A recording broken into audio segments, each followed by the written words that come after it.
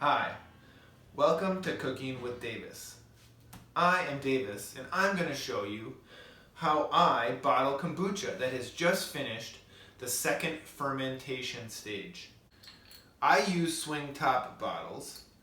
I find that the seal is much more heavy duty than twist top bottles that you can get kombucha from the store in. And it tends to leave a much finer finished product after it's all said and done. I also use growlers. These are more than anything, they just kind of help consolidate a little bit of extra space because everything's not in these little bottles floating around.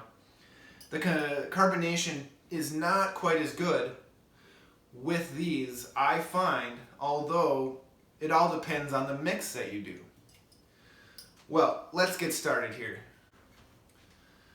To start with, I mix my 2 containers that I have fermented kombucha into one big pot because I didn't have anything else big enough, and I used 2 containers because that's about how much kombucha we drink here over the course of about a month or a month and a half.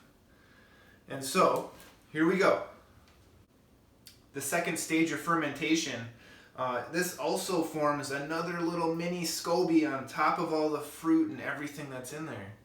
This batch is blackberry, ginger, lemon, and rosemary flavoring, my personal favorite. So let's just take that out and give it a toss.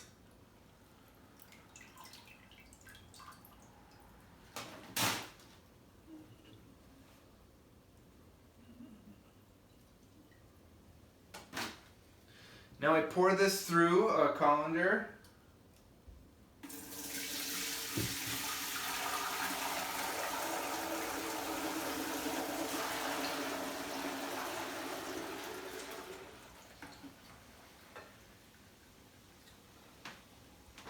Set that aside. Do the same with this. Mix it right in there.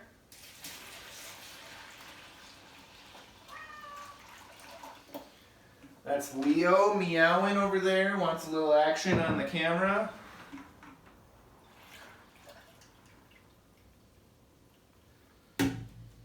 Alright, this is leftover fruit. You can just compost it.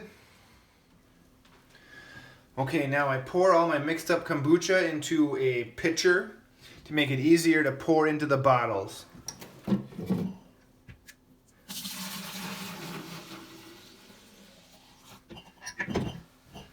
And now, here we go.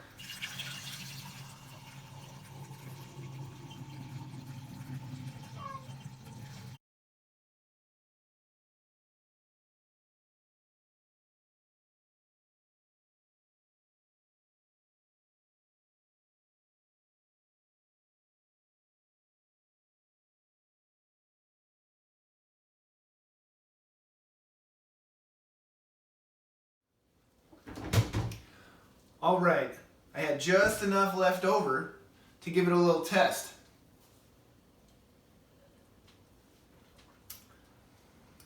Not too bad. Now remember, this mixture is going to ferment a little bit longer as it remains at room temperature inside these sealed jars. The byproduct of the fermentation is carbon dioxide and alcohol. But when these are sealed, the carbon dioxide can't escape.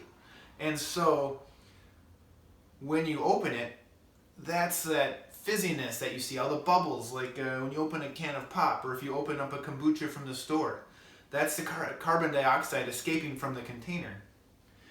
And so about a week for these to ferment sealed at room temperature, depending on the temperature of your house, is what I go for. And then I put them in the fridge after that week and they'll stay good for, I've had mine in there for a couple of months before, but we usually finish all of our kombucha. Our batch lasts about a month. Let me know what you think, leave a comment below, and hope you liked it.